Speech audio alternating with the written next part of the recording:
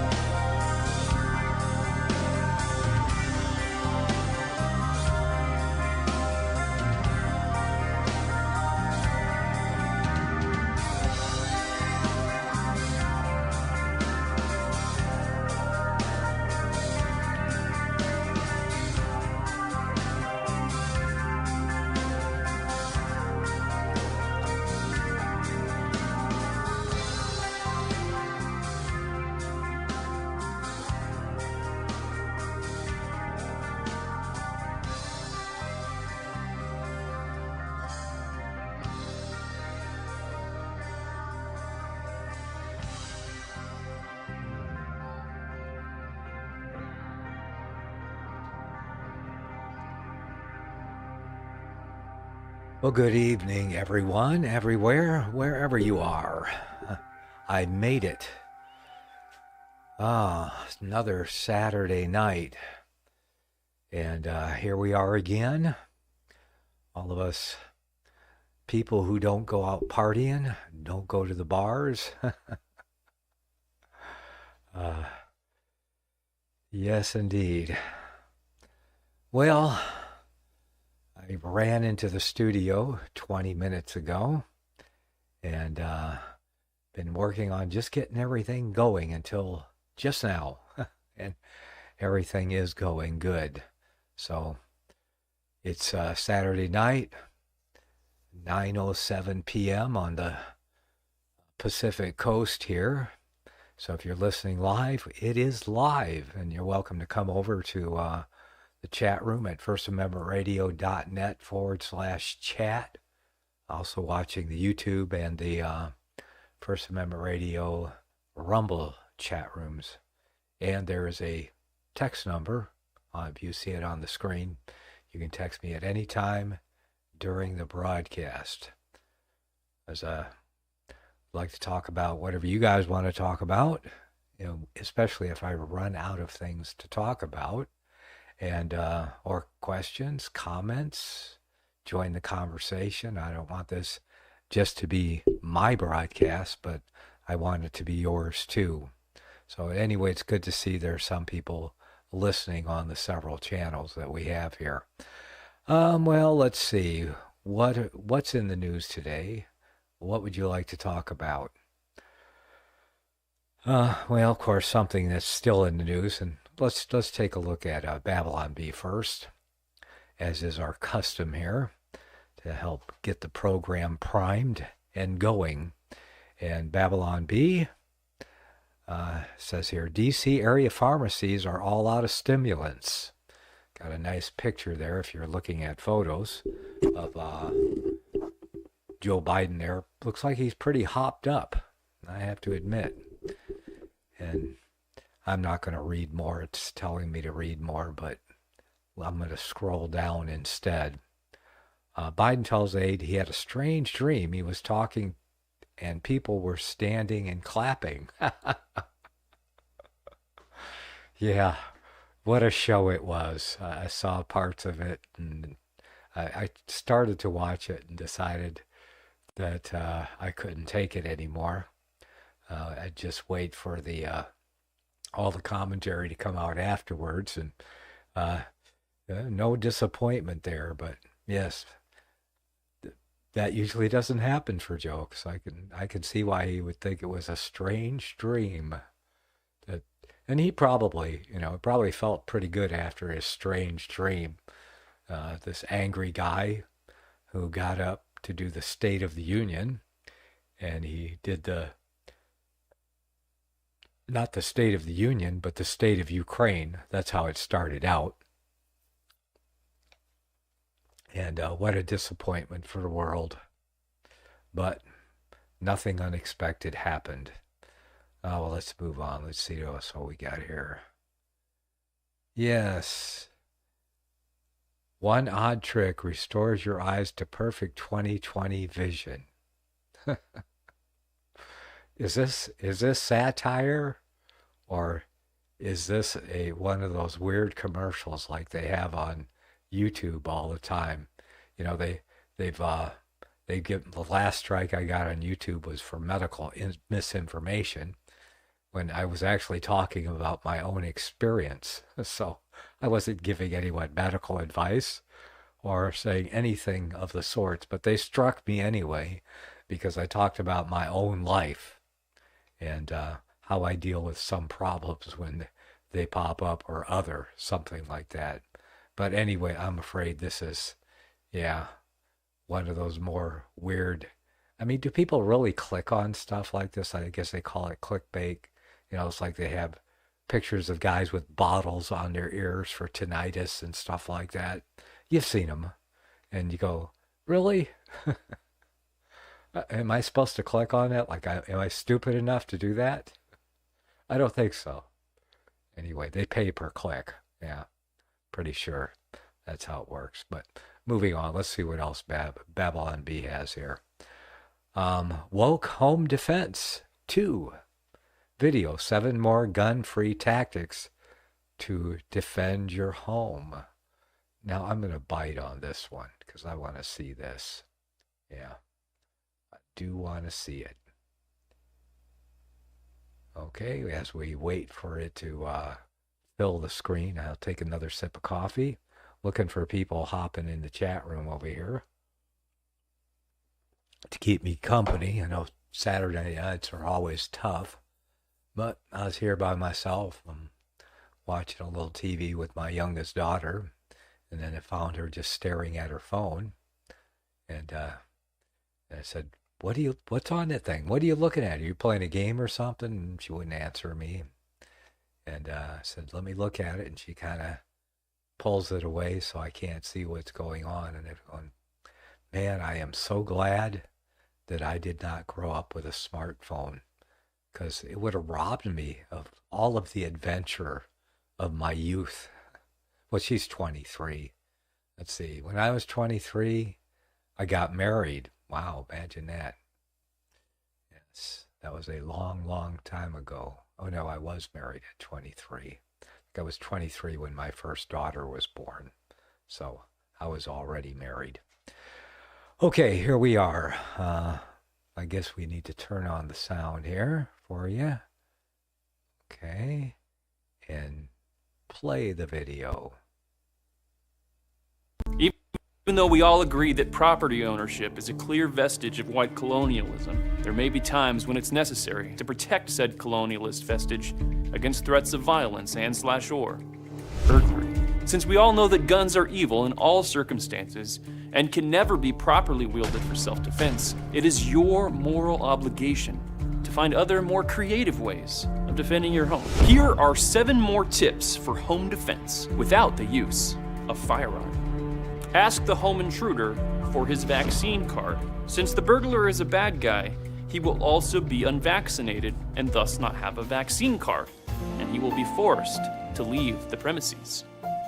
In this house, we believe in science. Before he can shoot you, place a flower in the barrel of his gun. This powerful symbol will show him that love is more powerful than gun. Bust out the guitar. It's Kumbaya time. Inform him that he is burglaring on stolen lands and that he must pay reparations. Now, he may continue stealing, but the reparations will compensate for the value of any lost property. And how? Here's a good trick. Hide under a bed, and when the criminal walks by, grab his ankles and hold on tight. Once he's used up his energy, remove his shoes and start tickling his feet with a feather. By the time you stop, he'll be more scared of you than you are of him. Most of the time, this trick works. Every time. Stop the burglar in his tracks by saying, "Swiper, no swiping." Why don't you say it with us? Swiper, no swiping. Aw, man! Challenge the criminal to a rap battle. Make sure your rap includes a positive message packaged in a street-friendly way. Yo, my name is Travis, and I am here to say that robbing homes is super not good. Now you're gonna go home and rethink your life and forever cease from causing strife. Yo, word. This one is very important. Keep voting for Democrats. Everyone knows that the safest cities with the fewest crime are run by Democrats, such as Chicago, D.C., San Francisco, Los Angeles, and New York City. Except for a very dark period in the 90s when well-known Republican drag queen Rudy Giuliani was elected, causing a wave of violent crime. So there you have it. These have been some of the most effective methods of deterring home invader. With these techniques, they will no longer be climbing through your windows, snatching yo people up. Now you can now rest peacefully at night, knowing that the bad guys are at bay, and that you are a morally superior person to those violent gun owners. All right, well, Locked and loaded with current. I have to say that was pretty lame. Sorry, Babylon Bee. Could have done better, but at least they're trying to be funny, I guess. Yeah, didn't get any of that. Wasn't that good. Okay. Let's see, next. Husband says he would give a back rub, but he's tired and has a headache. I don't know who thinks up some of these things. Lame again. Chances of getting crushed by a falling Boeing airliner part. Meteorologist calls for rain, showers this weekend, and a slight chance of getting crushed by a falling Boeing airliner part. This must be their Saturday lineup. The regular crew must have gone home. Yeah. A 40-year-old man pulls hamstring while thinking about going for a run. I think they were using that one. Not funny. Okay.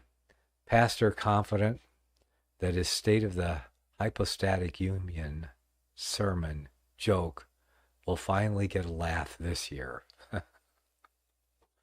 You know, I don't think that Joe Biden got one laugh. Yeah, at his State of the Union. Next. State of the Union receives negative reviews from unborn babies. Yeah, I can see that. And the most important film, this is an Explore Fix thing. Yeah, the problem with these so-called Christian, entertainment channels is it's either the rapture or before the wrath. Before the wrath? Mind-blowing, unnecessary, and urgent. Yeah, it says necessary. Sorry. Well, looks like Babylon be bombed tonight. Pretty much. Looks like they used a couple of retread jokes and some that weren't very good, like that video we just watched. Okay. Which means we have to find some news or something to talk about. Either that or I'm going to go home early tonight. Yeah. All right. Well, let's see what else we have here. Klaus Schwab. My computer is doing really slow. Oh, my lineup wasn't ready because, but I am live on my channel, not the bee. Textbook Communism. Yeah, let's check out Textbook Communism, American version. Let's see what it says. You know, I talked on my broadcast last night about socialism and socialist security. That might be why nobody's back tonight. Yeah, it's not a very popular topic, I have to say. But, yeah, people don't really like to hear what the Bible has to say about socialism. Yeah. Anyway, let's see what we got here. Textbook Communism, American version.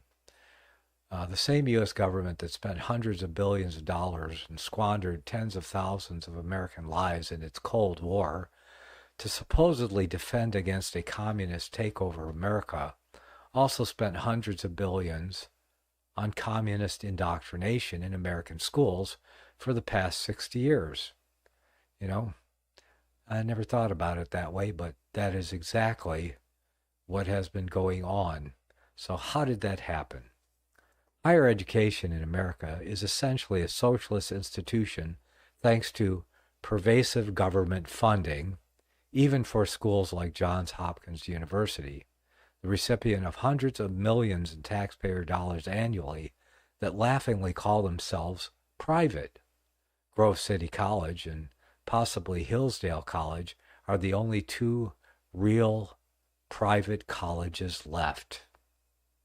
And that's about it. The ideology of woke, the latest deceptive euphemism for communism, now dominates all American institutions and is the result of 60 years of communist indoctrination, starting with the counterculture universities of the 1960s and filtering down to all levels of schooling, predominantly government funded schooling at that. The result is the ongoing communist woke revolution that is destroying what's left of Western civilization in America day by day. And, you know, the unfortunate thing is the people that need to hear an article like this the most are the ones that will never hear it. Yeah. And if they did hear it, they wouldn't believe it. Yeah.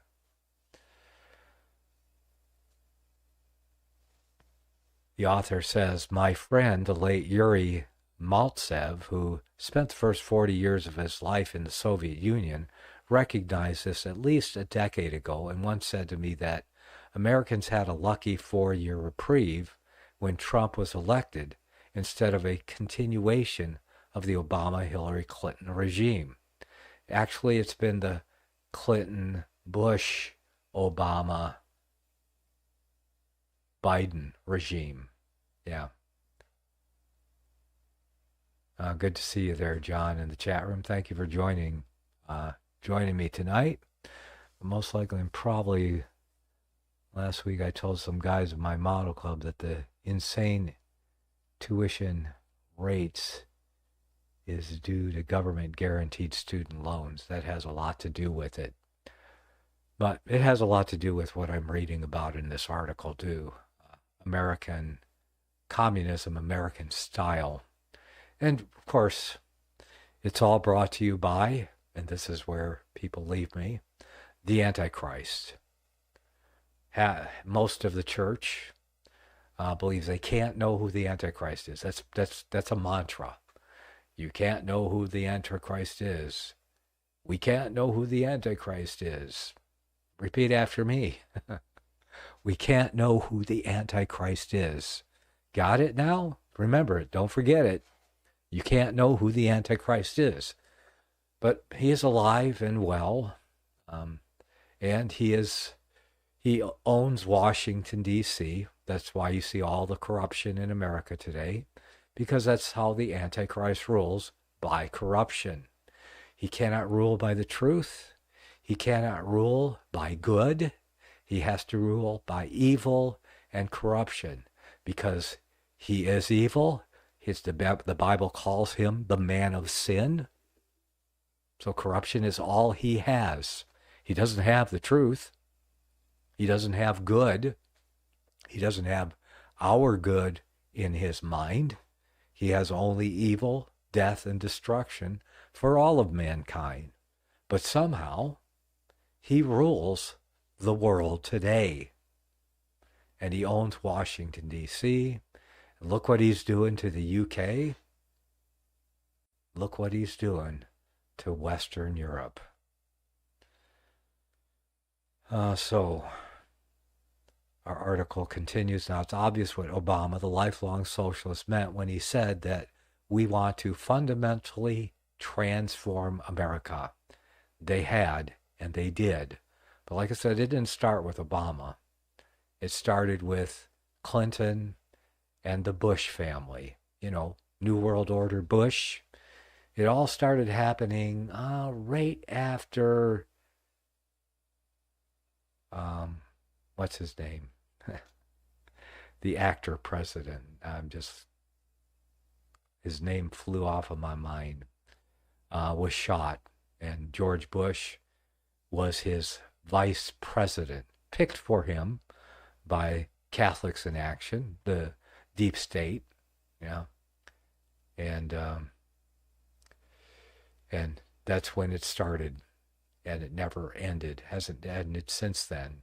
Actually, well, it really started before that with the assassination of Kennedy.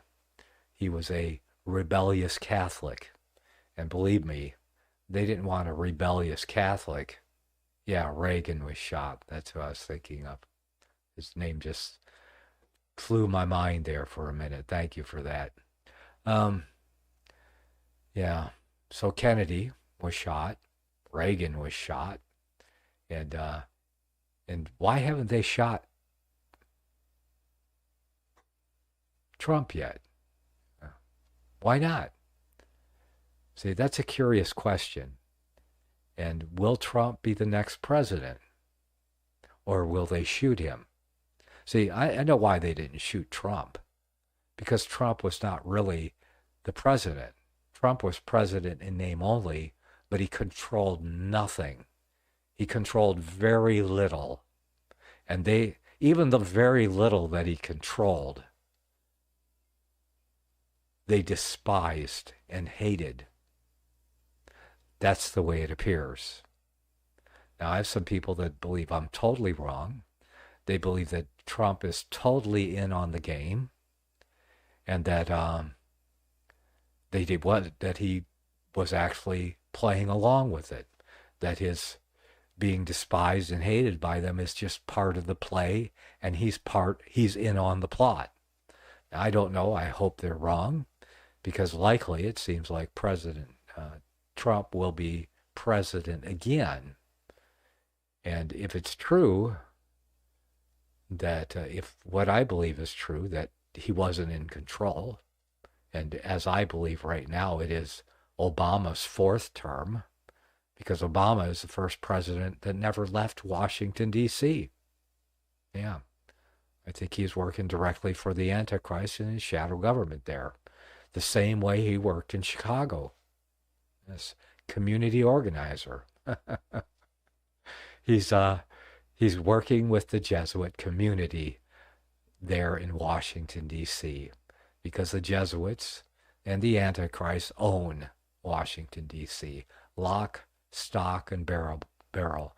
They have paid for practically every politician there in one way or another, and they've stealthily compromised everyone they could, because that's how they roll, by corruption. Because most people, you would think, would care about America, but if they're somehow compromised, then they may have a hard time doing what they really would like to do, or there could be threats, because this is how evil rules, through threat and duress. If first they try to compromise you, and if they can't compromise you, they will threaten you. And if threats don't work, well, then it's the poison cup or the assassin's bullet. Okay, I need to take a break right now, but I will be back in a few minutes. Don't go anywhere.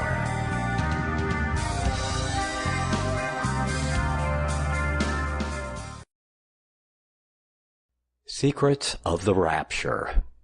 Is there a 500-year-old conspiracy?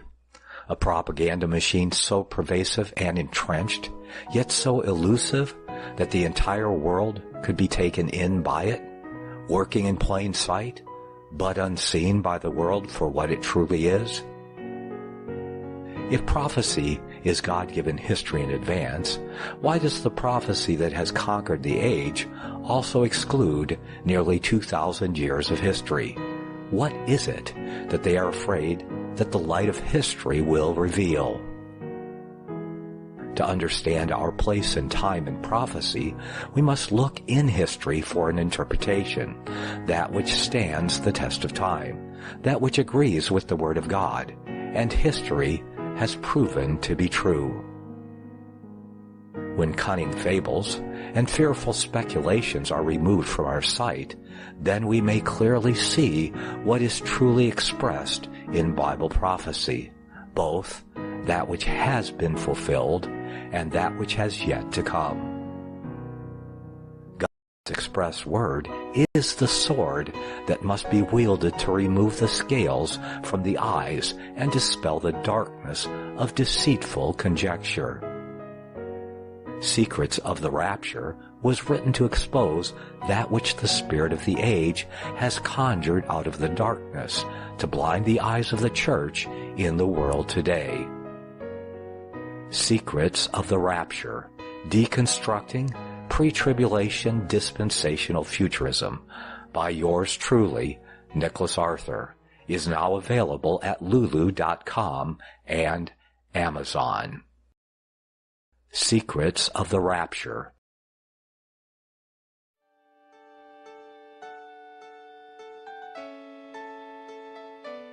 The program you are listening to is 100% sponsored by you, the listener, on this First Amendment Rights Media channel.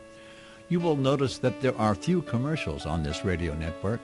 There's a good reason for that. Corporate advertising dollars come with strings that limit program content. So without your help, these programs cannot continue on internet or our several affiliates. If you benefit by the educational law programs, we ask you to give. If you are admonished or nurtured by the Bible and ministry programs, we ask you to give. If some voice a cause that you are passionate about, we ask you to give. If you believe in any of these, We ask you to support them as you would a missionary on a continual basis, as if giving a tithe for missionary radio. These programs are not commercially viable and must be supported by those faithful to the cause of truth. Look for the button to sponsor your favorite programs at our listen and schedule pages on the internet.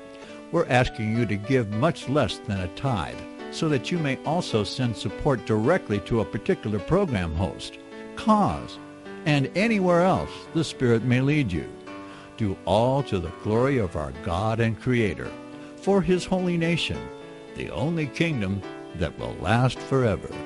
Thank you for listening.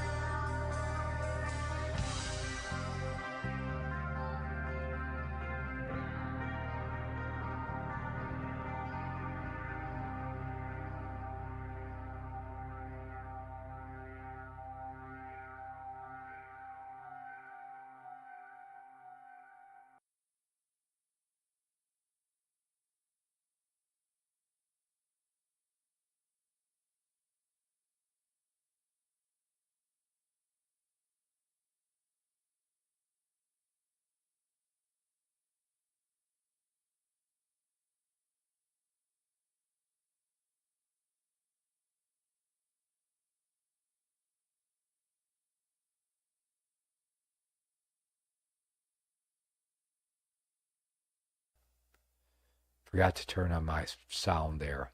Sorry. We'll start over again. Too many things go wrong. It's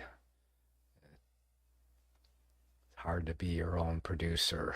Let's see. Okay, we'll pick it up. Article by Thomas DiLorenzo on Lou Rockwell, one of my favorite authors on the site.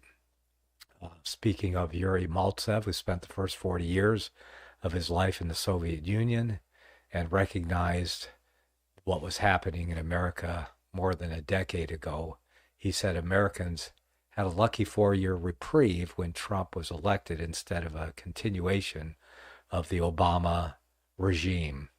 And unfortunately, the Obama regime continued behind the scenes. But what good President Trump did in 3 years, not 4 years. The 4th year was a disaster, where I believe the deep state overtook him completely and coerced him into doing what he did. But will he be coerced again? I don't know. Would Americans go for another lockdown type thing? Will the deep state, will the Antichrist and his shadow government have to come up with a different program for the destruction of America? Well, why should they? America seems to be being destroyed very well. As a matter of fact, it almost seems as if it won't last until 2025, when we have a different president, if we have one. And if Biden is elected, everyone's going to know that it's not right. And they don't care because they would like an excuse, any excuse, to try martial law on Americans. But would Americans finally use their guns to overthrow the tyranny that's going on in this land today? When it comes to that, if Joe Biden is reelected or Kamala Harris becomes president or something, or anyone like that, yeah, it's a little bit scary to contemplate, but thank God that for God and his promises that we belong to him, because we don't have to worry. Things might be a little frightening on the earth and on the temporal scene, but oh yeah, John says, yes, thank you for that. He says, I'm reading Thomas DiLorenzo's book right now, The Real Lincoln. Yeah, see, I've shared before I ever heard of Thomas DiLorenzo. I shared the view of Lincoln that he has. And so it's been for 30 years that I've held that view of Lincoln. Yes, I think Lincoln was, well, he was the first tyrant president. He mastered the use of executive orders to control the nation. See, because executive orders, in truth, are only for the executive department, because the president can order his own troops around with executive orders, but they don't apply to the nation or the states or the people. They only apply to people in the executive branch. That's all executive orders are good for. Think about it. It's like anyone who has a job, say you're the principal at the school, and you're a principal of a school or something.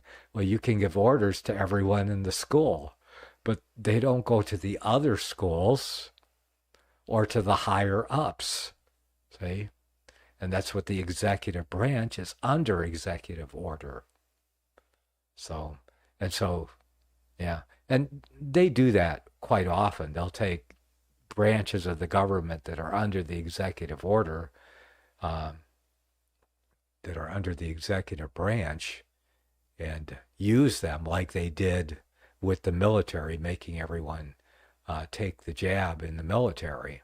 So they did that by executive order because the military is under the commander-in-chief. See how that works. But anyway, let's finish this. Let's continue in this article. So now comes along Xi Van Fleet, who lived through the horrors of Mao's Cultural Revolution in China before miraculously escaping to America as a young woman who had written the important book, Mao's America, A Survivor's Warning. Like Yuri Maltsev, who lived through the Soviet totalitarianism, Van Fleet is horrified that the exact same thing, a Marxist revolution, is occurring in her adopted country, where she is now a citizen. The parallels between Mao's Cultural Revolution and the American woke Cultural Revolution are striking and sometimes shocking. The puppet masters of the woke Cultural Revolution are Maoist communists through and through.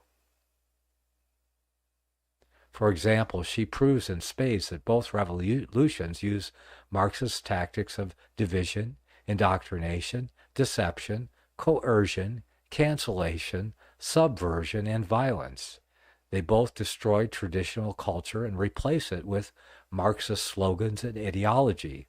Black Lives Matter, fascists, both weaponize youth as what Stalin supposedly called useful idiots.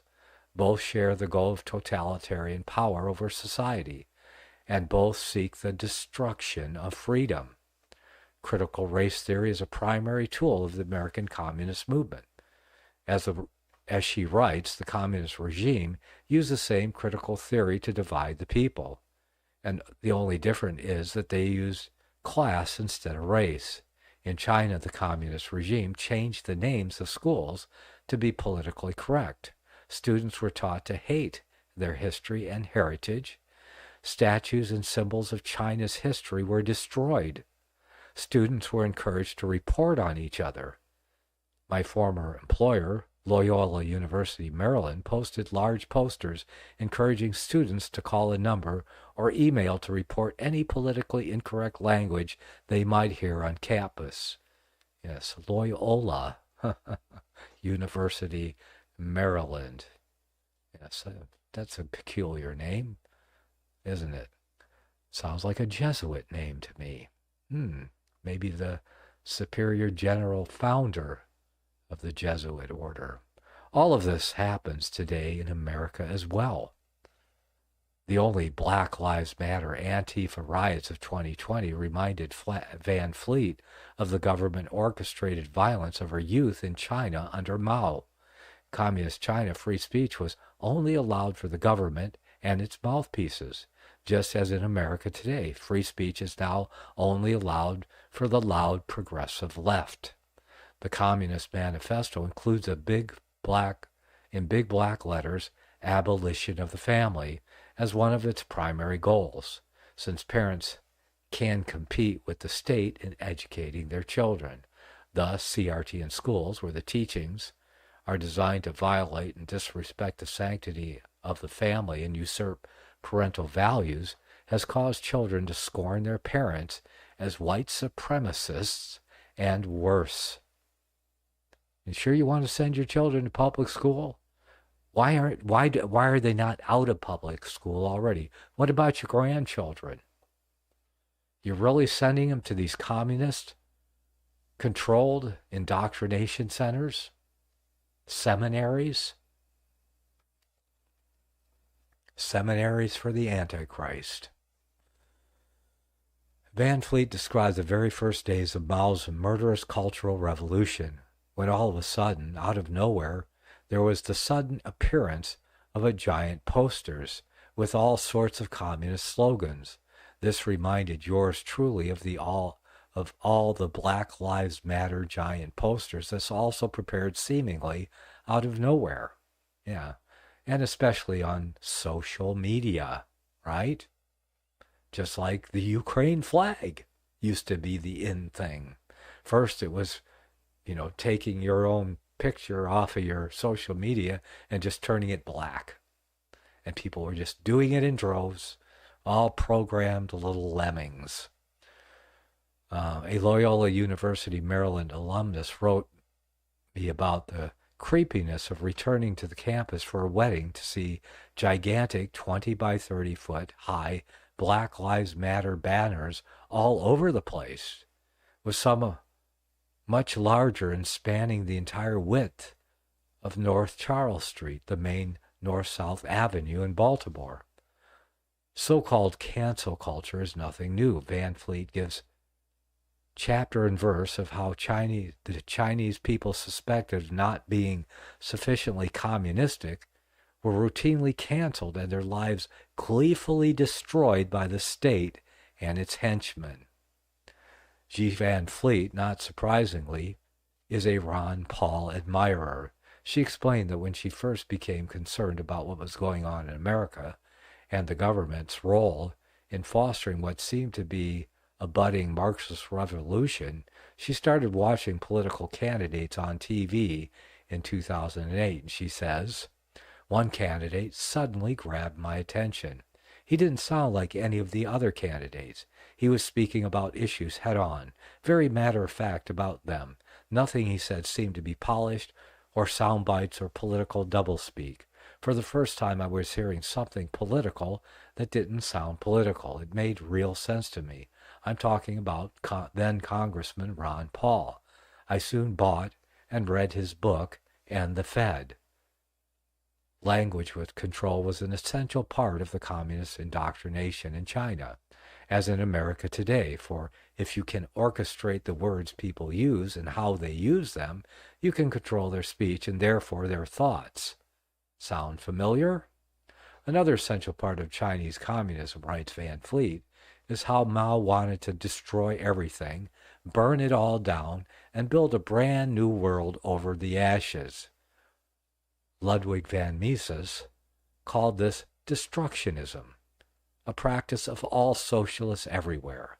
Van Fleet compares this to Joe Biden's presidential campaign theme of Build Back Better.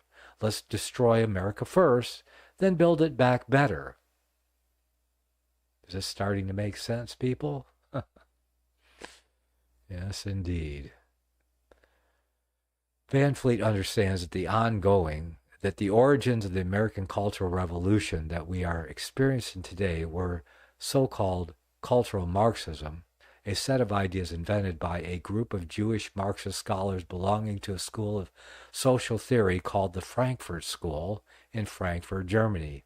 As Hitler rose to power, they came to the United States with a strategic plan to destroy Western culture through the manipulation of America's students and academics, collecting many useful idiots to read, teach, and popularize their ideology. Such people are called American college professors today. In theory, their theory was not really a theory, but constant criticizing and griping about everything under the sun, like the miserable little communists they were. Some of them left Nazi Germany and ended up in beautiful Santa Barbara, California, where they feigned misery and hatred of life in America for the rest of their lives. They tried to dress it up as some sort of scholarship by calling it critical theory. But it has always been nothing more than communist propaganda to be fed to the useful idiots of the world, many of whom are called college students. The works of the Frankfurt School are the theoretical foundations for what we know as wokeism, she writes. And wokeism means the entire Western civilization and free market system need to be destroyed and burned to the ground. Fostering hatred of those suspected of being insufficiently thrilled about communism was an important strategy of the Chinese communist totalitarians, for it led to not just canceling, but mass murder of suspected dissenters. Van Fleet compares this to Biden's creepy Independence Hall speech with an all-red background where, flanked by two Marines, he denounced all Republicans as clear and present danger to American democracy and the world. Yes, this really did happen. The Red Guards were the stormtroopers of Chinese communism, fomenting violence and mayhem wherever they went. America's version of the Red Guard, Van Fleet writes, is a combination of radical activists, BLM and Antifa. Both gangs proudly boast of their communist backgrounds and beliefs. Mao's America ends with chapters entitled Destruction of the Family and Destruction of Religion. This, of course, is occurring all around us today, as it did in China some 60 years ago. Around the same time, the American Communist Cultural Revolution started in college campuses. The Chinese Cultural Revolution essentially died after Mao's death in 1976. But the American Cultural Revolution survives and is on the way to dwarfing Mao's achievements, but with far less bloodshed so far. And I believe that so far is meant as a warning. Yes, indeed. Another good article from Thomas D. Lorenzo over there at LouRockwell.com.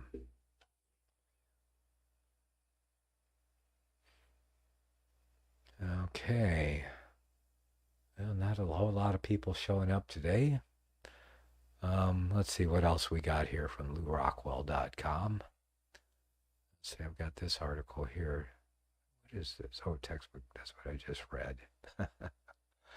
See, why Main Street households are left high and dry. Why Main Street households? Let's see, the Colonel McGregor State of the Union. Tom Woods, another good author. Let's see. Let's take a chance here.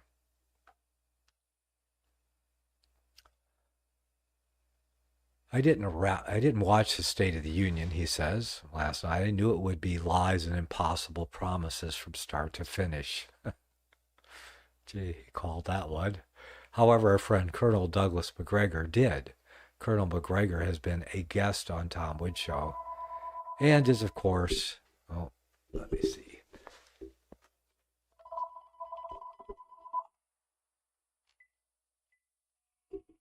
Name and where you're calling from? I was hoping somebody would talk beside me. Yes, indeed. Okay. He says I didn't watch the State of the Union, but Colonel Douglas McGregor did. And of course, he was senior advisor to the Secretary of Defense under Donald Trump. Yes, how come the Defense Department and the military kept going downhill, even through Trump's presidency? I will note, first of all, that at the link above, I asked Colonel McGregor about Trump's weird deviations from his own stated foreign policy principles, and McGregor replied as politely as possible that he respects him, but that Trump is unfortunately being influenced by bad people. Well, you know, Trump is an unregenerate man, and he is subject to being influenced by bad people, because when you don't have the Spirit of God leading you and guiding you, but we have very few people that have the Spirit of God leading and guiding them in our government. Little aside here, speaking of Christians in government, we have the new Speaker of the House being influenced by Jesuit eschatology propagated by the Roman Catholic Church, well, by their counter-Reformation effort to, of course, remove the onus of the papacy being the seat of the man of sin, and the Roman Catholic Church as that great apostasy of St. Paul. That's the whole purpose of the popular pre-trib rapture dispensational futurist propaganda masquerading as Bible prophecy. Ta-da. So, we'll continue with the article here. At any rate, or at least something to hear someone with Colonel McGregor's profile say something like this. The current administration claims the gross domestic product is booming, but much of it comes from government spending and employment. Oh, yes. And when they say that it's up, well, is it up higher than inflation? No. So a lot of it is just inflation. Yeah. Okay, the government's share of gross domestic product in the United States is 42%, including federal, state, and local spending. This outrageous share is similar to what it was in the Soviet Union in the late 1980s before the collapse. Today, the government employs an estimated 2.87 million people. If we include federal contractors, this number balloons to between 12 and 25 million. All of these events occur against the backdrop of a national sovereign debt that has skyrocketed to $34 trillion. Even worse, we are currently adding another $1 trillion to the national debt roughly every 3 months. It is impossible to drain the swamp with unsound money and colossal debt that we cannot sustain. Tragically, D.C. Beltway politicians are controlled by the so-called donor class. This form of corruption is enabled by a cancerous central banking system with privileged access capital. This ruling class orchestrates endless wars, enriching themselves and their cronies while sending our soldiers, sailors, airmen, Marines, sons and daughters and fathers to serve in foreign lands of marginal strategic interest to the United States. Yes. But who's going to agree with me? Who's going to say the Antichrist is live and well and behind it all? Yeah, it's easy for me to see. And one day, hopefully, it'll be a lot easier for a lot more people to see. Anyway, I get another break. So I'm going to go for a little 3-minute walk here. But I will be back, so don't go anywhere.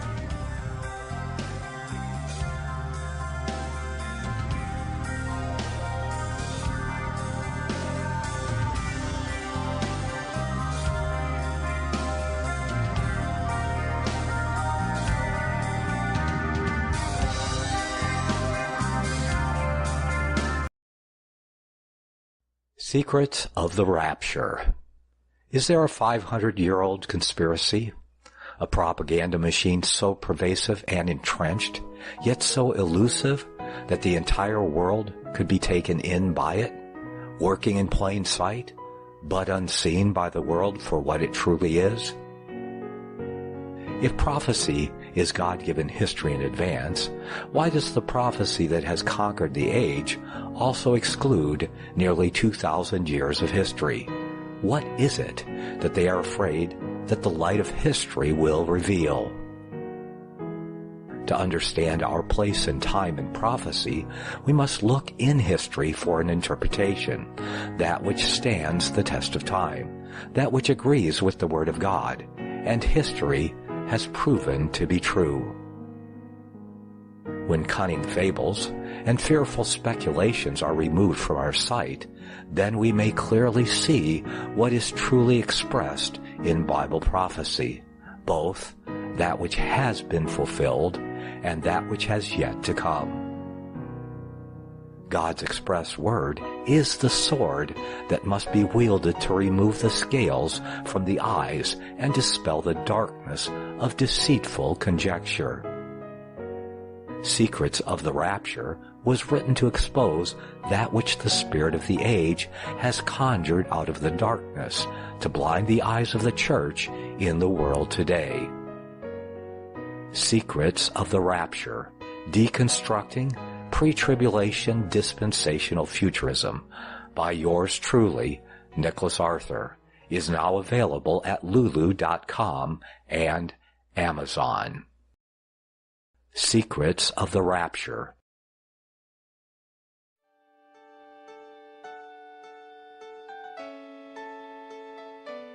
The program you are listening to is 100% sponsored by you, the listener, on this First Amendment Rights Media channel. You will notice that there are few commercials on this radio network. There's a good reason for that. Corporate advertising dollars come with strings that limit program content. So without your help, these programs cannot continue on internet or our several affiliates. If you benefit by the educational law programs, we ask you to give. If you are admonished or nurtured by the Bible and ministry programs, we ask you to give. If some voice a cause that you are passionate about, we ask you to give. If you believe in any of these, we ask you to support them as you would a missionary on a continual basis, as if giving a tithe for missionary radio. These programs are not commercially viable and must be supported by those faithful to the cause of truth. Look for the button to sponsor your favorite programs at our listen and schedule pages on the internet. We're asking you to give much less than a tithe so that you may also send support directly to a particular program host, cause, and anywhere else the Spirit may lead you. Do all to the glory of our God and Creator, for His holy nation, the only kingdom that will last forever. Thank you for listening.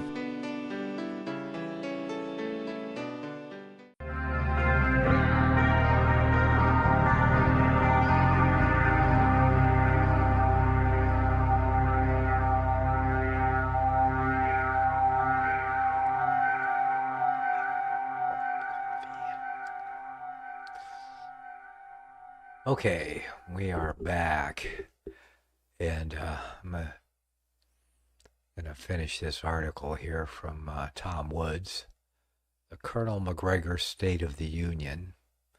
We're getting to it.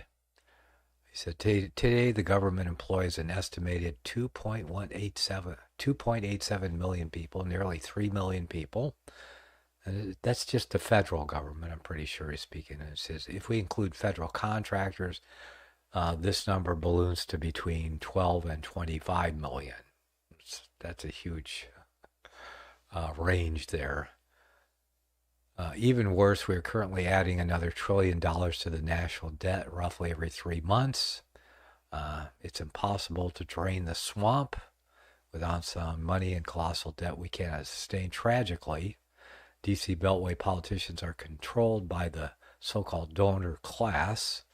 This form of corruption is enabled by a cancerous central banking system with privileged access to capital. This ruling class orchestrates endless wars, enriching themselves and their cronies while sending our soldiers, sailors, airmen, fathers, sons, and daughters to serve in foreign lands of marginal strategic interest to the United States. It's less than even marginal. Trillions are also wasted in the aftermath of the, were also wasted in the aftermath, yes, and during it, of the engineered COVID disaster, enriching the laptop class, Silicon Valley, Wall Street, and big business, while American workers, small business owners, and independent contractors were destroyed. You'd think it was planned. Trillions have been wasted on unreliable green energy, with metals mined in Africa and processed in China while destroying American jobs and ignoring our domestic resources. The bottom line is the State of the Union is not strong. In fact, it is fragile and deteriorating. Colonel McGregor goes on to offer some solutions to these problems, although in each case we have to reckon with this. A small minority benefits from the way the system currently operates, and a large portion of the majority who are being fleeced have decided that this minority consists of wonderful people working for the public's best interests. And those are the ones who are cheering. Standing, clapping, and cheering last night during the State of the Union address by the pretender-in-chief, it would seem. This is actually one of the worst ways the regime schools shape people's minds. The political class is uncritically portrayed as the bringer of prosperity and righteousness. Yes, they call themselves benefactors. He says that's a story for another day. That's all he's got to say. Not a whole lot there in that article, but I wanted to hear more of what Mr. Colonel McGregor had to say. So, well, do we have any good news? Not sure if we have any good news. Let's see. RFK Jr. exposes NATO as a money laundering scheme for BlackRock. Anybody surprised? Yeah. Caught on tape, RFK Jr. reveals CIA's dark role in Ukraine. Caught on tape, huh? Yeah, let's hear what he has to say if it's caught on tape. Caught on tape. Gee, does that link work or not? I got a link that doesn't work. Oh, here we are. That was too fast. Let's see it here. Just another coincidence. Caught on tape. Okay, let's see what it says. And, the CIA still has, that's what it does. It does regime change. It mainly funnels the money through USAID, which is a CIA puppet. They overthrew the government of Ukraine in 2014, which is really what this war is about. They spent $5 billion overthrowing that government and putting in, handpicking the U.S. government, which Victoria Nuland, who's the Deputy Secretary of State, they have her now. You can go on and listen to this on the internet.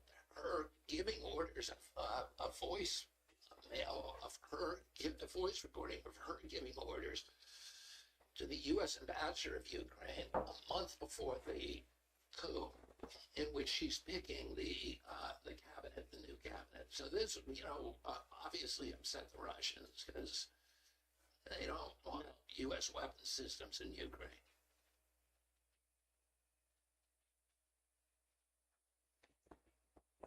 Well, okay, nice little sound bite. That's about all it was. Nice little sound bite there. Is there any hope for America? Well, I guess there is hope. Hopefully, things can turn around. Hopefully, the Antichrist Marxist revolution doesn't win out in America. And I've spoken about this plenty, how I see it in Bible prophecy, though not very many people agree with me. The Bible prophecy of the left, the indoctrination called Bible prophecy that most of the evangelical church believes in, tells a different story. It says they have to worship Jews, and we have to help the Jews. And if we don't help the Jews, God will be very mad at us. Yes, that's what they believe, that the Jews are God's chosen people. Not the church, but the Jews, these unregenerate, ungodly atheists over there in Israel are God's chosen people. That's what evangelicals believe. Not us, not the church that's made up of Jews and Gentiles. And despite everything the scripture says about it, they believe that. And so now we have to help Israel, even though they have a budget surplus. We have to borrow more money to send to them because our God is going to be mad at us. Pretty much. That's what's going on over there. And that's what our Christian in the House of Representatives believes. And so in order to get money for Israel, he's going to agree to money for the Ukraine.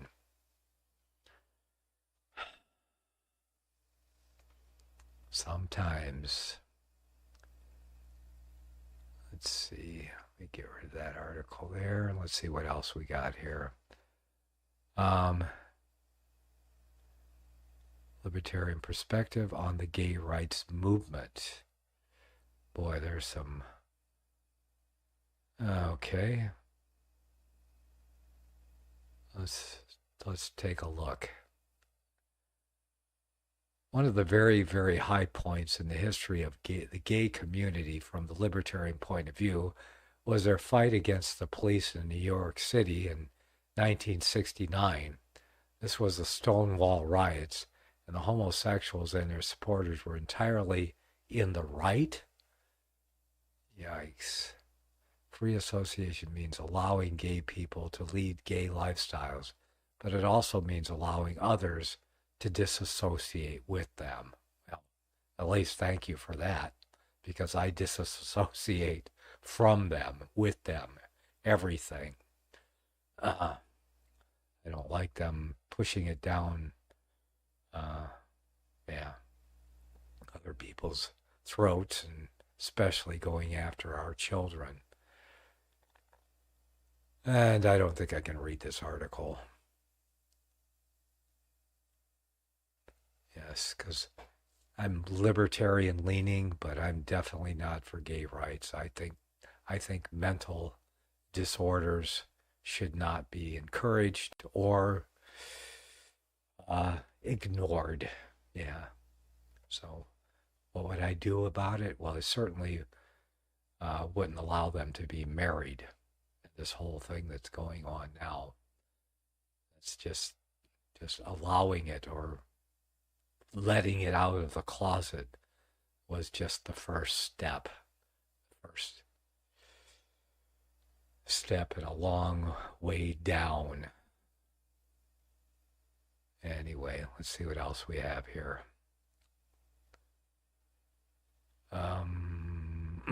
The digital revolution of artificial intelligence beneficial economic creative destruction, or systematic dehumanization. Yeah, take your pick. How about both? That's the digital revolution. Yes, we need no longer create anything. AI will do it for us. Yes, indeed.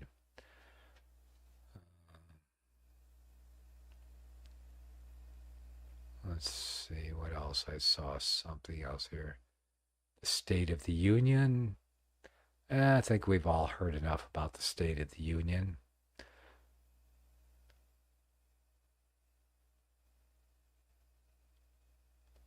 See, Annenberg Public Policy Center undermines U.S. CDC VAERS. So, reality undermines it. Which country has the most brutal mafia or criminal organization? Well, let's see, women's rights, Harvard University, now corrupted by money. 79% of Americans notice positive changes after using health tracking technology. Nah. Well, I'll look at this one. Which country? Which country has the most brutal mafia or criminal organization? Does that include the government? I wonder. I mean, look what the J6ers are still in jail, most of them.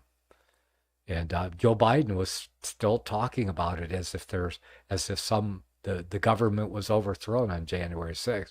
Well, it was, but it wasn't by the J6ers. It was by the ones who put them in jail. That's who overthrew the country. So yes, there was a, what do they call it? An insurrection on that day. But it wasn't by the Trump supporters or anyone that was a part of that protest and rally in Washington, D.C. on that day. The overthrow of the government, the insurrection, was by the communist Democrats working for the Antichrist. Whether they're knowingly or unknowingly working for him, they are. If you're compromised by corruption, you work for the Antichrist. You could even call that a mark of the beast. So there are many things that could be a mark of the beast, and that would be one of them. If you're corrupted by money or otherwise, to doing the bidding, willingly or unwillingly, knowingly or unknowingly, you're working for the Antichrist, and that would be a mark of the beast. If you're a man marrying another man, that's a mark of the beast, because you place the law of man above the law of God. So you actually worship the beast and its image. You have a mark of the beast. If you participate in transubstantiation, that's a mark of the beast. It's a religious mark, no doubt, but it is a mark of the beast. If you pray the rosary, that's a mark of the beast. There are many, many marks of the beast out there. Many. Almost too many to count. But they are things that mark your allegiance to the beast or to the Antichrist, to the man of sin, or to the beast or its image. Any of those. Because at the head of all those things, you will find the man of sin and his shadow government that rules the world for him. Okay, the golden age of organized crime may seem like a thing of the past in this era of surveillance. Law enforcement officers have technology and profiling capabilities now that they never had in the past, but make no mistake, gangs are alive and thriving. They've simply evolved with the times, and we're not just talking about low-level street gangs either. Complicated, cunning, and cryptic multinational gangs still control the underworld in our modern age. In my opinion, says this author, I think the most powerful criminal organization in the world is the various Italian organized crime groups known as the Italian Mafia. These include Cosa Nostra, Danang, something, Camorra, Sacra Corona, Unita, La Stida, Mafia Capitale, Basilici, and more. So, and where is this article going? Let's see, go a little further and see where it's going. First of all, from all the research I've done, the Cosa Nostra and some of these other ones make a combined 170 to 180 billion per year. That is more than any other criminal organization that I have heard of. Yeah, I think it's small potatoes next to the largest crime syndicate in the world. So I have an article about that on my website. Of course, you know who it is. It's the Antichrist and his shadow government. Yes, the people who own the money. I mean, you're totally talking 170 or 180 billion. They have unlimited funds to do whatever they want, anytime they want it. Imagine that the kind of power that money could give you. But you know what? God is allowing it, and it's only going to prove one thing. Even with the power of money, they will not be able to, with all the power that money has to give them, even with all of that, with all of the destruction and all of the corruption that they can utilize, and they're doing a bang-up job of doing it, they still will not get their one world government. I love it. And the psalm says that God will have them in derision. Yeah. He who sits in the heavens shall laugh. He will have them in derision. And look at them. They'll never get it. They keep reaching for it, but they can't quite achieve it. I've heard many other people, they're afraid of the New World Order, and when the Antichrist rises for the last 7 years, and after they're raptured out, this is part of what someone like the head of the Congress believes in. What's his name? Forgot his name, but said it just a little while ago. Because he believes in the eschatology of the Antichrist. So he believes that too. And that when this happens, see, that's why they don't want to be here. Because this guy is going to rule the whole world, force everyone to get a mark to buy or sell it. Right? Yes, he's going to do that, and he is doing it to the degree that he can, okay, right now. But he's never going to quite be able to subdue the whole earth like he plans to do. Sure, he's got China, and he's got North Korea, and he's got people in America, people all over the world following him, controlling him. But he's never going to get what he really dreams of, is has total control of everything in the whole world. And they also believe that when the Antichrist gets this control, that he's never going to have, Bible prophecy says something different. They don't really understand Bible prophecy at all. The Bible prophecy says something different. And they also believe that that when they're going to be taken out, but they're not going anywhere, because there's no pre-tribulation resurrection in the Bible anywhere. It's totally made up. So if it doesn't matter what the Bible says, then you can believe anything you want. You can believe their made-up eschatology.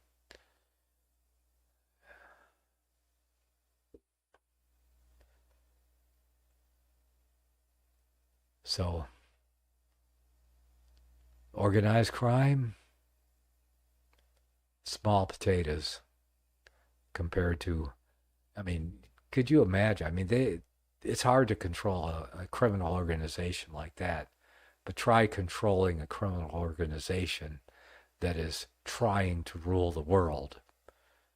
They own Washington, D.C. They own the money.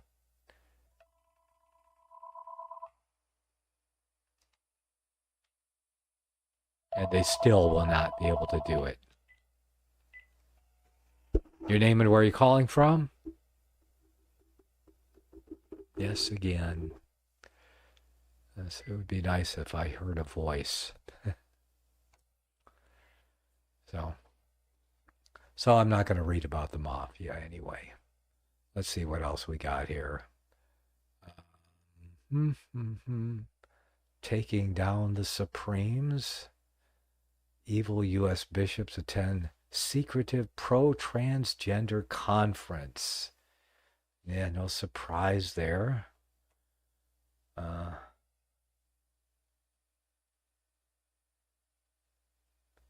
Did they steal votes from Steve Garvey live on TV?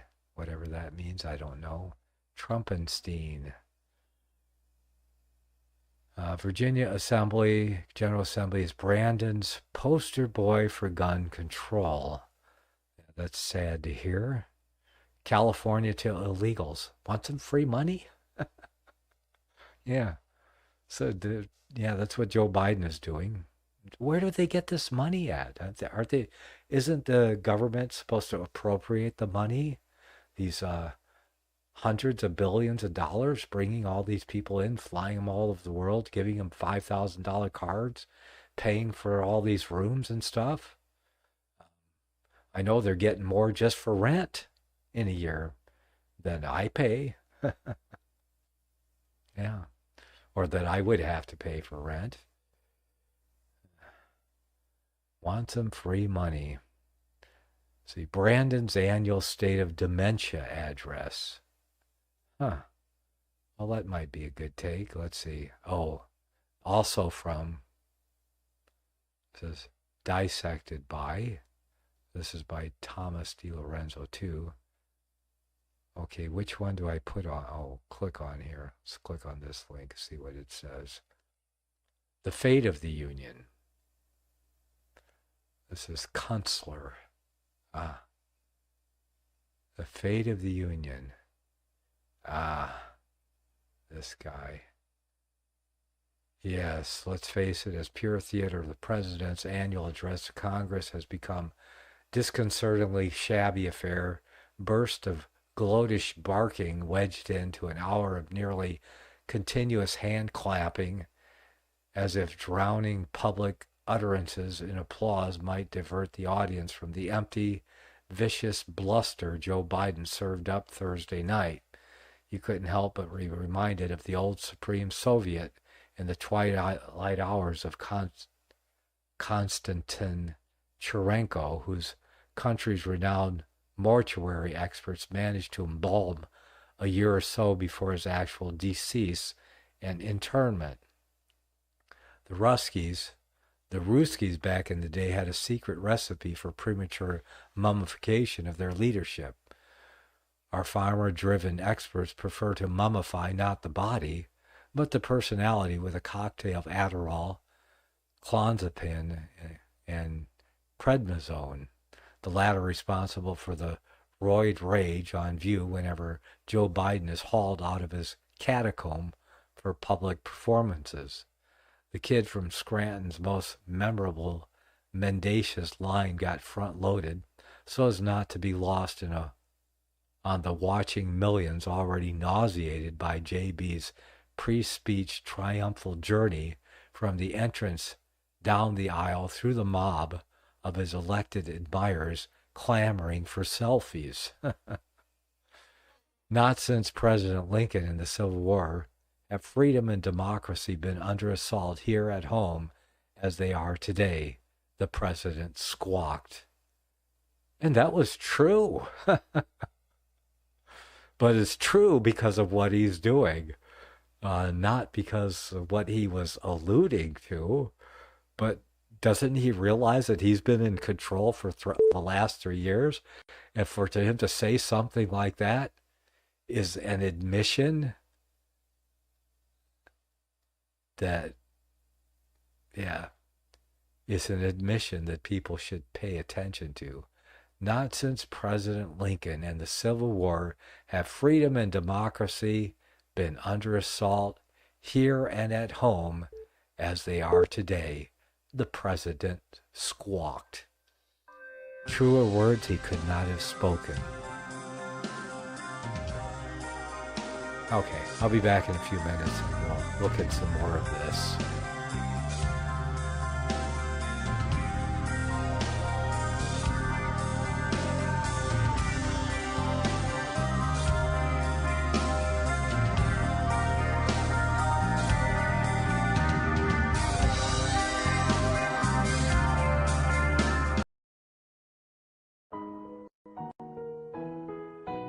The program you are listening to is 100% sponsored by you, the listener, on this First Amendment Rights Media channel.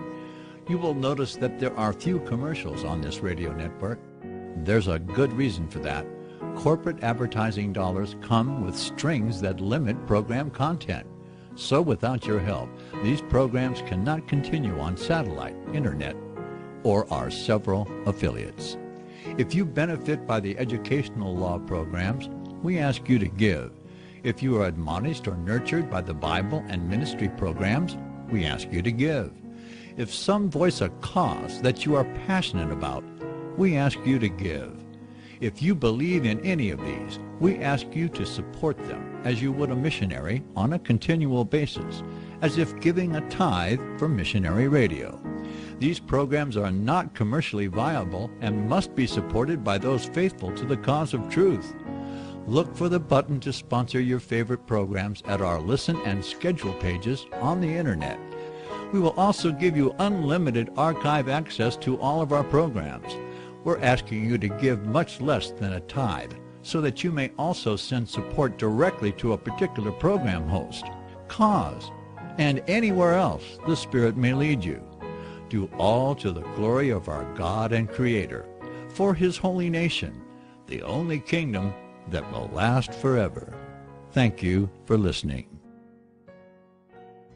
Hi, I'm Nicholas Arthur, and I'd like to introduce you to my latest book, Reformed Prophecy Interpretation, an apology for Reformed premillennial historicism in the 21st century. As with primitive biblical Christianity, historicism is the method of prophecy interpretation restored with the advent of the Protestant Reformation, and had become so widely held that for a long time it was called the Protestant view. My book is not so much about the errors of dispensationalism or amillennialism. Rather, it is about the historicist alternative to understanding many of the same passages from the vantage point of prophecy fulfilled in history, for those that desire more than mere hypotheses bolstered with conjectured speculation, those who require explicit biblical exegesis and verified historical fulfillment, and are not willing to accept speculation as anything other than what it is, speculation, not truth. This book is for you. Over the last century, this method of interpretation has become almost completely forgotten, even by Protestants, in the face of a method that is based almost entirely on future speculation, rather than fulfilled prophecy in history. In my book, I examine the reasons for this and investigate some of the prophecy which has been fulfilled in the interim, as well as present an apology for Reformed premillennial historicism to the 21st century. If you're interested in a copy of my book, you can go to my website, crosstheborder.org, and get more information there. Or you may also find it at Amazon.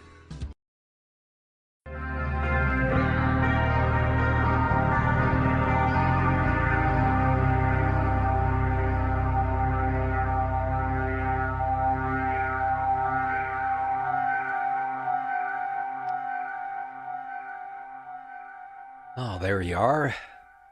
Okay. Joe Biden said the other night in the State of the Union address, he said, "Not since President Lincoln and the Civil War have freedom and democracy been under assault here at home as they are today, the president squawked. True dat. The party left out was that said assault emanates entirely from the very government he pretends to head. Well, not entirely, but yes, that is true, because the government that he heads is installed by the real source. It's reported in the Epoch Times today that since the start of this year, 2023, folks, it's 2 years later, the FBI has rounded up 93 new suspects in the event of 1/6/21 touted as the insurrection.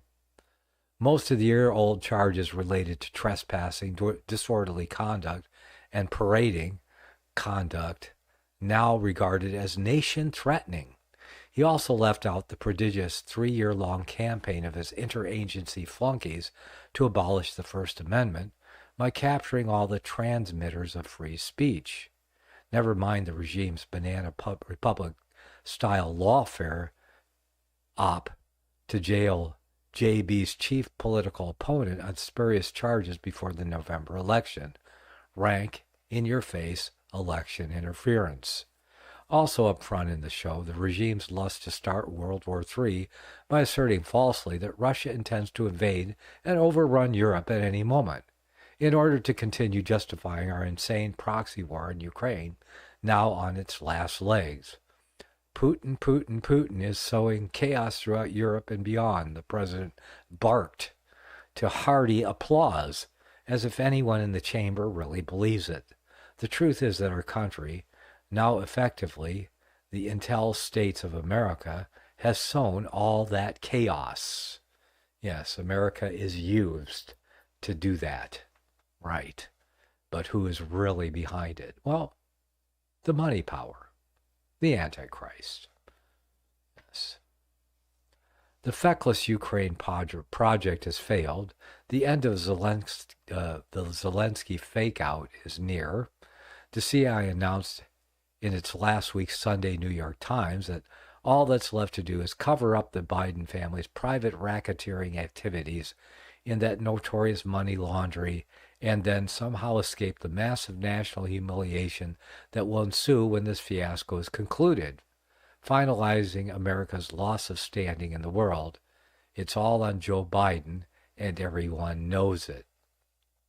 Now, the catch to the adoring hoorah ginned up on the left side of the chamber last night is that all the wildly applauding ninnies are plotting desperately to find some way to ditch Joe Biden before the party's August convention to avoid the embarrassment of having to toss him overboard at the last minute in a smoke-filled back room there, which would be an admission that his entire re-election campaign has been a ruse all along.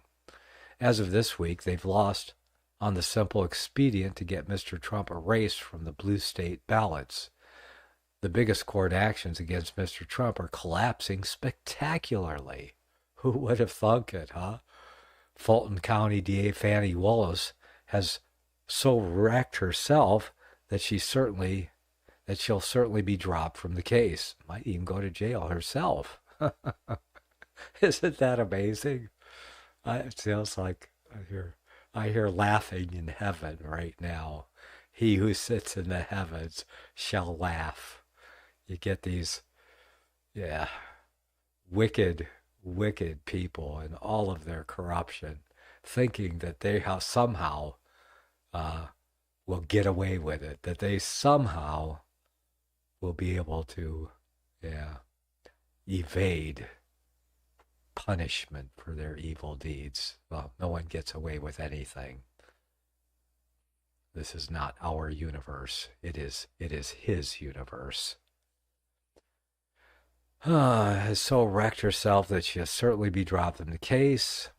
Stands to lose her law license for committing crimes ranging from perjury to conspiracy, and then lying about it under oath. The case itself is now so tainted with prosecutorial misconduct that any sane jurist would dismiss it on summary judgment.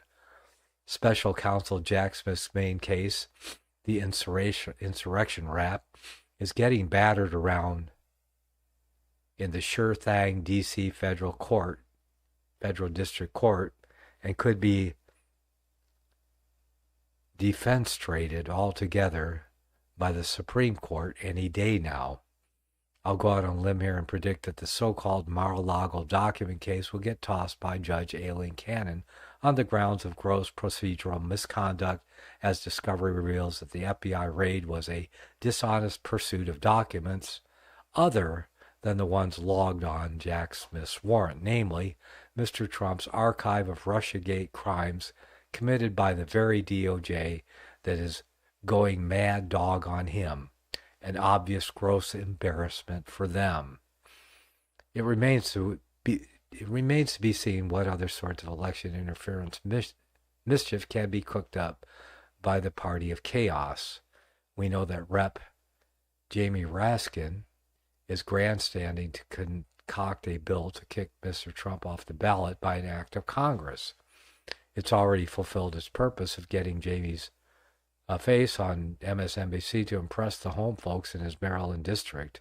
Short of CIA or some other clandestine outfit from the fathomless depths of the intel community gunning down Mr. Trump outright, the party's best bet probably is to bring on the chaos needed for martial law and cancellation of the election by activating sleeper cells of the jihadists, military-age men, Maoist agents, convicts, and mental patients they've illegally ushered across the border to join with Antifa and BLM in an extravaganza of street violence as warm weather sets the stage for rioting and mayhem.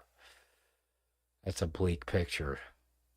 All of that could easily be mooted by what looks like a dollar and bond market crisis shaping up on the financial scene in the spring days ahead. Why do you think Bitcoin and gold have made record leaps in recent weeks? I'll tell you why, because a bunch of really rich people are fleeing desperately out of the dollar and things denominated in it for safe harbors as a financial ill wind blows from offshore. Alas, the BRICS are about to dethrone the world's reserve currency. The value of our dollar could sink 30% or more overnight. The unthinkable approaches, so maybe you better start thinking about it. Good idea.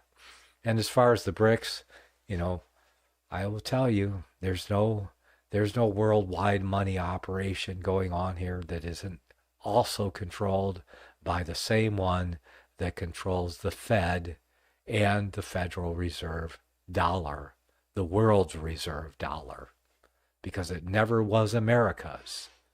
If I call it the Federal Reserve coup of the U.S. Treasury, because that's what happened.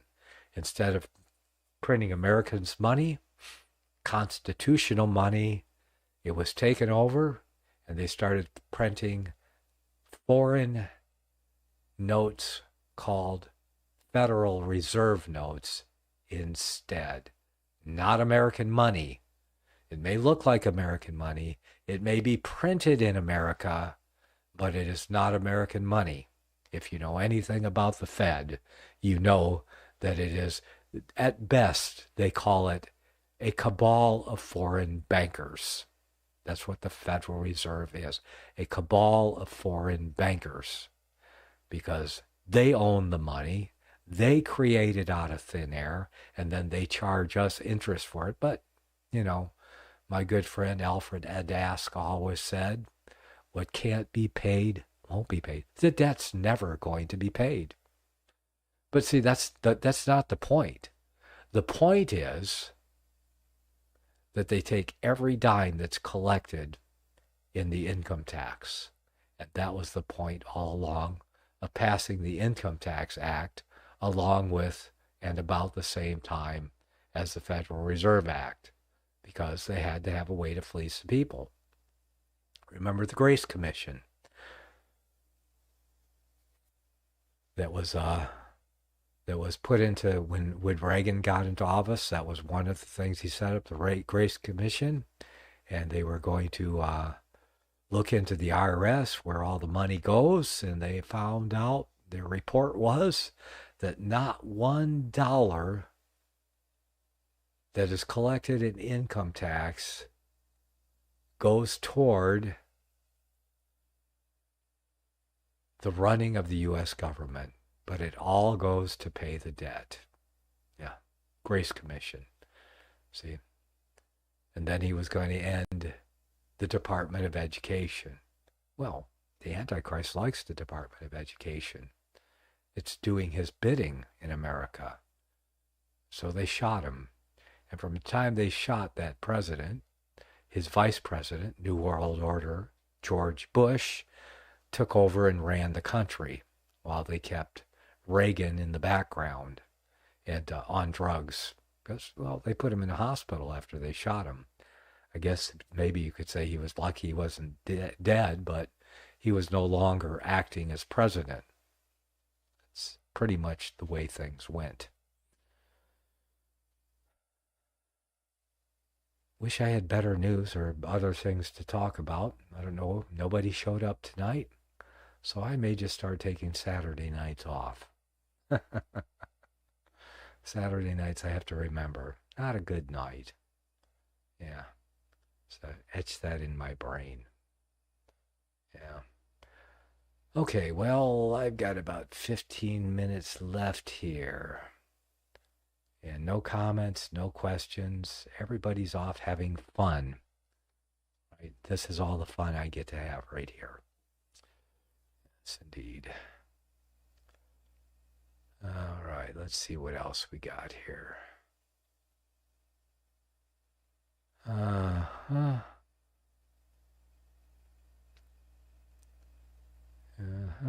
Women's rights in Afghanistan. Before and after America's destructive wars, women's rights. Probably worse after we left, right? No, I'm not going to read it. Not really that interested in Afghanistan, but 79% Americans notice positive changing. Oh, I read that already. I read the headline anyway, but didn't read the article. Okay, Christians turn a blind eye to Trump. Well, that's something I might want to talk about since I am a Christian. And this is another link to another article somewhere else. Many conservative Christians view Trump as a Messiah figure to make America great again. You're on the air. Speak.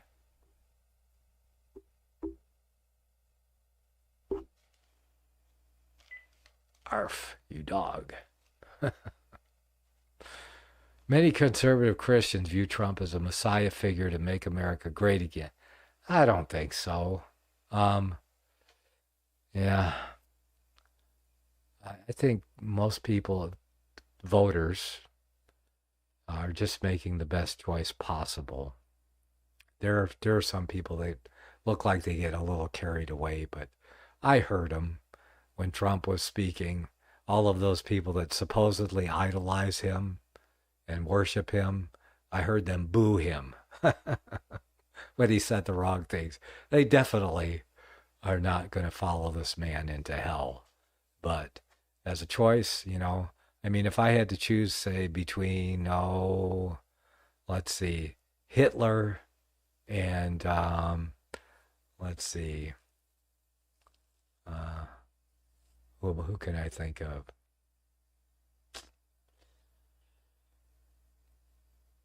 And Putin. There we go. I would choose Putin. Yeah. That's if I had to choose between the two. So in the same way, if I had to choose, say, between Biden and Trump, yeah, I would boo Biden a lot more than Trump. And so, it's just, we're not going to have the kingdom of God on earth. Every sane Christian knows that there's no man they're going to vote for that's going to fix everything. The best we can hope for is a Cyrus type.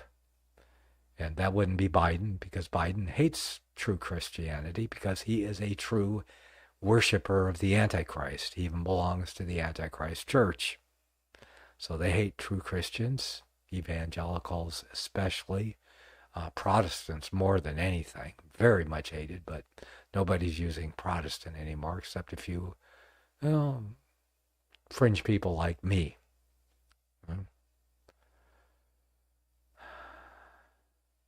Yes, indeed. This guy's Lawrence Vass, he says, and many others have pointed out over the years, that Trump is an odd man for Christians to idolize. As I and many others pointed out, February 23rd, 2 homosexual men had a marriage ceremony at Trump's Mar-a-Lago estate. One of the grooms is an official of the Tennessee Log Cabin Republicans. And this is a 2-line article. Yes, I think everybody knows Trump, and the reason they want to vote for Trump, I'm going to tell you the truth, despite everything everyone says. The truth is they know Trump is a known commodity, and they expect him to do what he did in the first 3 years, and they may expect him to not make the mistake that he made in his 4th year. Okay, that's what they expect from Trump, and he's the devil they know. And then there's the devil they don't know, and that would be John F. Kennedy. I think we pretty much know him too. Trump is friendly to Christians. He was. It doesn't matter what he said, because we know he's unregenerate. That abortion is not really a thing that's unconscionable to him. But it's a thing that for some reason does not favor, because he has at least some sanity. It used to be in America that the people that were pro-abortion said, we don't really want abortions, but, people are going to do it anyway. So, if they're intent on doing it, at least we could make it safe and we can limit it.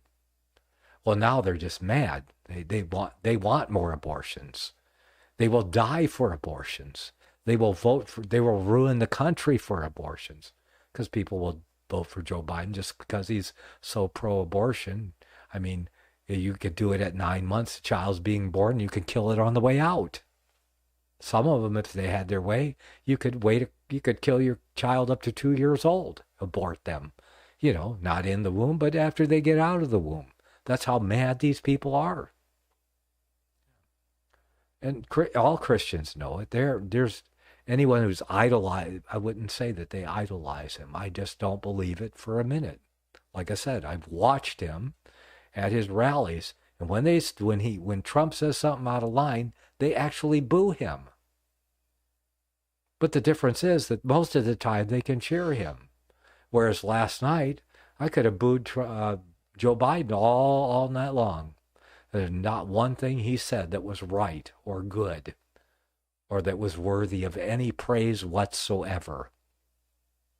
So it's voting for the devil, and knowing which one's going to be more of a Cyrus to God's people than not. Because that's the best you get in this world. And that's what history has taught us.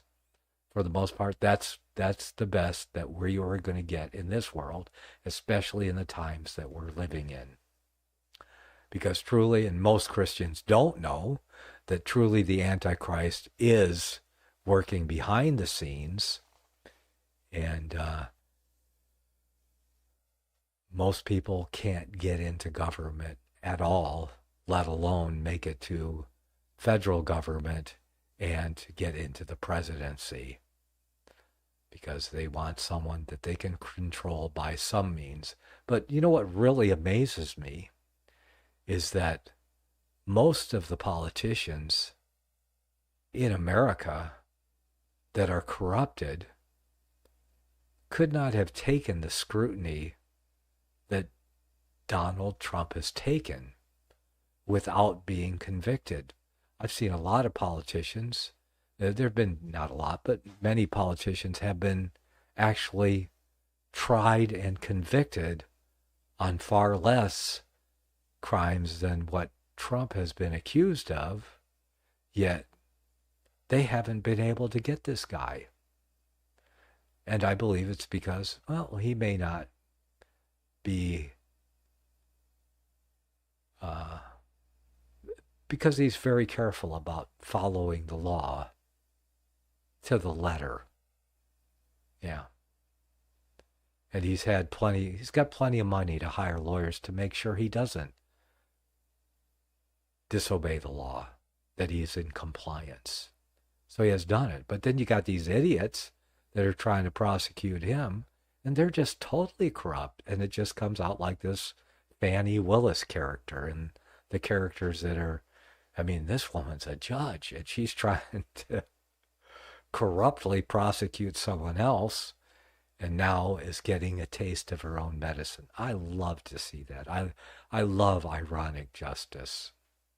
And I know that God loves ironic justice too, because I've read about some of it in the Bible. Some of my favorite stories in the Bible concern ironic justice. So when we see it, and I pray for it all the time. So I guess I shouldn't be surprised when it happens, because I pray for people like Joe Biden and all of these other people over there that their corruption will come out and they will be punished for it by the government that is there for that purpose. And in America, that obviously can still happen. Look at it. Watch it happen. And that's what I pray for. And that's what I suggest that we all do, is that we all pray for that ironic justice to play out. We pray for America, and that the prophecy that shows America never really falls, but it has to fight very hard to stand on what liberty is left. And instead of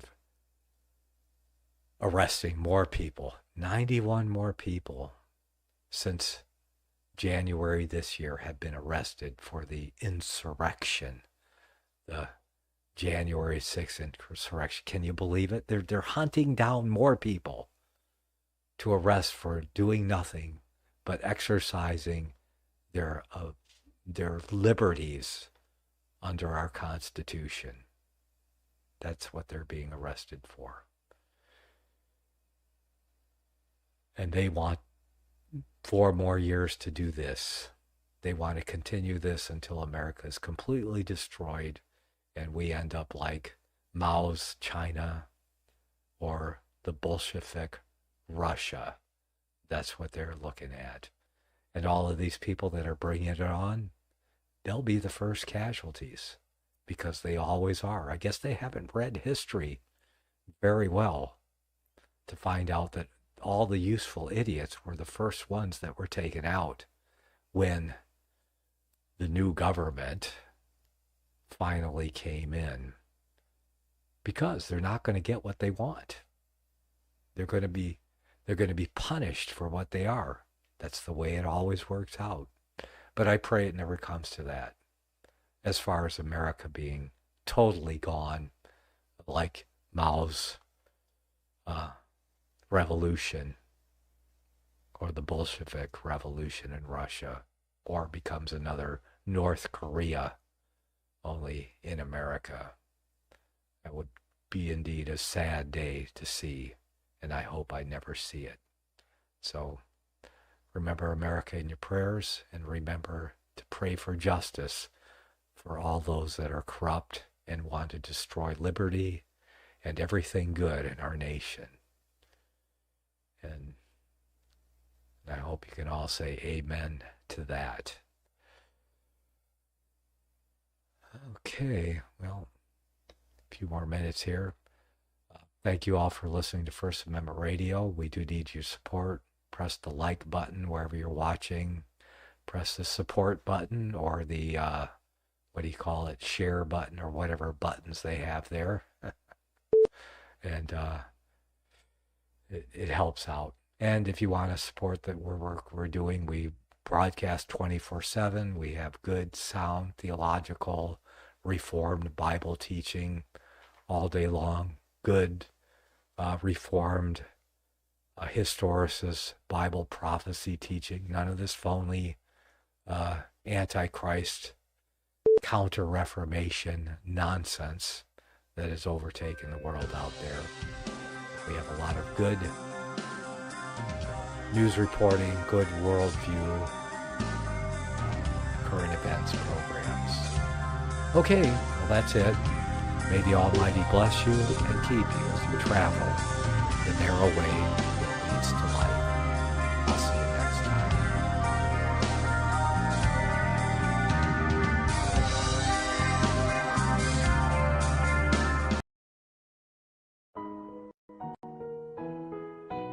The program you are listening to is 100% sponsored by you, the listener, on this First Amendment Rights Media channel.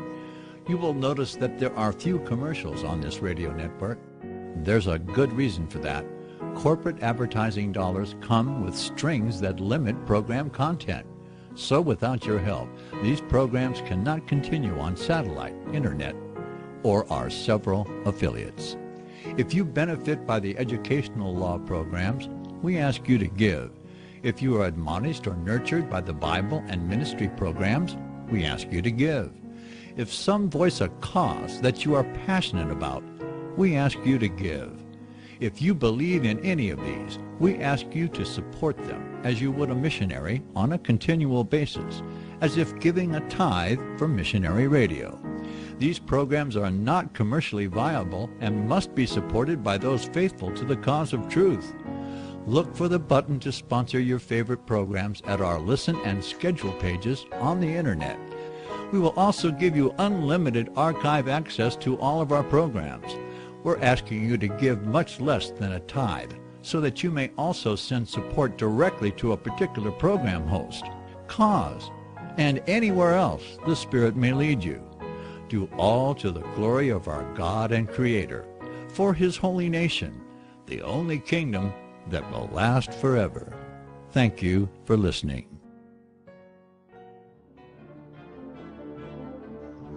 Visit crosstheborder.org, CROSS, crosstheborder.org, to get your print, EPUB, or PDF version of Nicholas Arthur's new book titled When the Third Temple is Built.